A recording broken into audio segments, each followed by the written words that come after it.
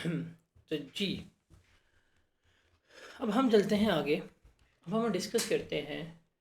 आ, देखें, sales tax को समझने से पहले ना हमें एक चीज़ जो है जो क्लोजली समझनी है, वो है कि सेल्स टैक्स का रिलेशन जो है वो इनकम फ्रॉम मतलब बिजनेस के साथ उसका क्लोज रिलेशन है। आप सेल्स टैक्स का ये समझ सकते हैं। बिकॉज़ बिज़नेस में हम एक बेसिक अकाउंट बनाते हैं जिसका सेल्स टैक्स के साथ बहुत ज़्यादा कंसर्न ताल्लुक़ है। वो है हमारा प्रॉफिट एंड लॉस अकाउंट, जिसको आप स्टेटमेंट ऑफ कॉम्प्रिहेंसिव इनकम भी कहते हैं, वो बनाते हैं। अब प्रॉफिट एंड लॉस अकाउंट की अगर हम बात करें तो बेसिकली जब हम बना रहे होते हैं हमारे पास आती हैं सेल्स। हम सेल्स लिखते हैं, इसमें से फिर हम लेस करवाते हैं जो भी हमारी कॉस्ट ऑफ सेल्स हैं वो लेस करवाते हैं। तो मेरे पास क्या आ जाता है, मेरे पास ग्रॉस प्रॉफिट जो है वो आ जाता है, ये है। फिर इस ग्रॉस प्रॉफिट में से मैं अपने एक्सपेंसेस वगैरह लेस करवाता हूँ तो मेरे पास क्या आ जाता है, मेरे पास नेट प्रॉफिट आ जाता है। तो जिस तरह से जिस वे में हम ये प्रॉफिट एंड लॉस अकाउंट बना रहे होते हैं, जिस तरह से जिस वे में हम ये अपना प्रॉफिट एंड लॉस अकाउंट बना रहे होते हैं, सिमिलरली इसी वे में अब हमारा सेल्स टैक्स जो है हमने उसको रन भी करना है।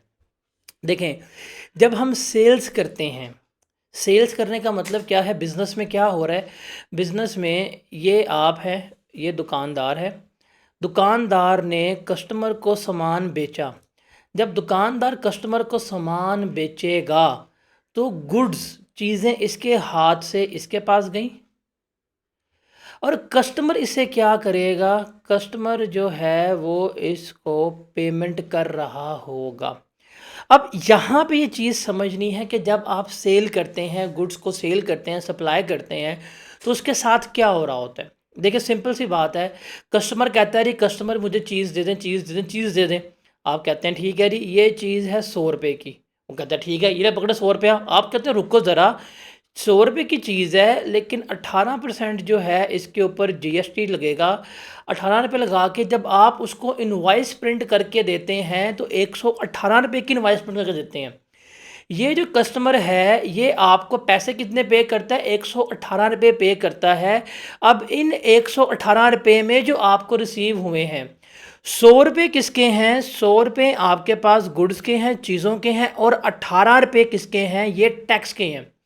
ये जो टैक्स आपको कस्टमर से रिसीव हुआ है, ये जो टैक्स आपको कस्टमर से वसूल हुआ है, इसको हम क्या कहते हैं, इसको हम अपना आउटपुट टैक्स कह रहे होते हैं। ये हमारा क्या कहलाता है, ये हमारा आउटपुट टैक्स कहलाता है। अब देखें, कस्टमर को सेल की, कस्टमर को बेचा, कस्टमर के पास सामान गया, कस्टमर ने कहा ठीक है जी मुझे बिल दे दें। जब हम बिल देंगे तो उस बिल में जो हम कस्टमर से टैक्स वसूल कर रहे होंगे वो हमारा क्या कहलाएगा, आउटपुट टैक्स कहलाएगा।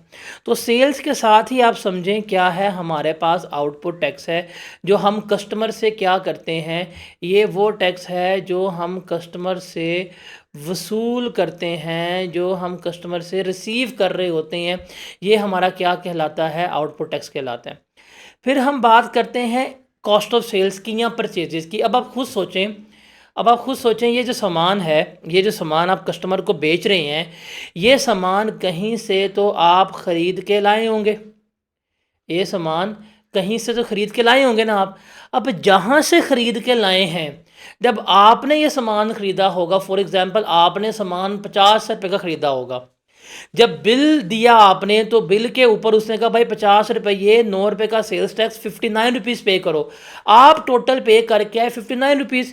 अब 59 रुपीज़ में से 50 रुपये तो सामान के हैं, 9 रुपये किसके आपने पे किए हैं, सेल्स टैक्स के। तो जो आपने पे किया है वो आपका क्या कहलाएगा, वो आपका इनपुट टैक्स कहला रहा होगा। तो जो आपको वसूल होगा वो आपका आउटपुट टैक्स है, जो आप पे करके आए होंगे वो आपका कहलाएगा इनपुट टैक्स। तो हम करते क्या हैं, जो हमें कस्टमर से आउटपुट टैक्स रिसीव होता है, जो हमें कस्टमर से आउटपुट टैक्स रिसीव होता है, उसमें से जो हमने इनपुट टैक्स लेस किया होता है, पे किया होता है, वो हम लेस करवाते हैं और रिमेनिंग पेमेंट जो है वो हम गवर्नमेंट को पे कर देते हैं। तो ये मेरी क्या कहलाती है, ये मेरी सेल्स टैक्स लायबिलिटी कहला रही होती है। जैसे इस केस में कस्टमर से मैंने टैक्स लिया 18 रुपये, मैंने जब ये सामान ख़रीदा था मैंने कितना पे किया था, 9 रुपये पे किया था। इस 18 में से ये 9 रुपये हम लेस करवा देंगे, रिमेनिंग जो है वो हम क्या कर देंगे, गवर्नमेंट को पे कर देंगे। तो ये मेरी क्या कहलाती है, सेल्स टैक्स लायबिलिटी कहला रही है। तो हकीकत में हम सेल्स टैक्स को इस तरह से क्या कर रहे होते हैं, लेके चल रहे होते हैं। तो बेसिकली क्या है, बेसिकली ये सेल्स टैक्स किसके लिए है, ये सेल्स टैक्स सारा हम डिस्कस कर रहे हैं रजिस्टर्ड पर्सनस के लिए। किसके लिए कर रहे हैं, रजिस्टर्ड पर्सनस के लिए। जब आप सेल्स टैक्स पढ़ेंगे तो आपने अपने जहन में मैन्युफैक्चरर हो गया या जो दुकानदार हो गया उसको लेके आना है। आपने अपने आप को नहीं लेकर के भाई मैं भी खरीद के आ रहा हूँ।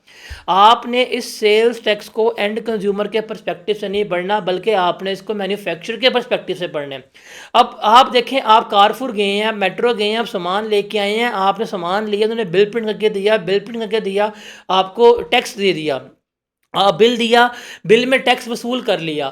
वो जो मेट्रो वालों ने आपसे टैक्स वसूल किया वो मेट्रो का क्या कहलाएगा, आउटपुट टैक्स कहलाएगा। कस्टमर से ले लिया, अब मेट्रो ने जो सामान लिया होगा उस पर वो टैक्स पे करके आए होंगे, वो उनका इनपुट टैक्स था।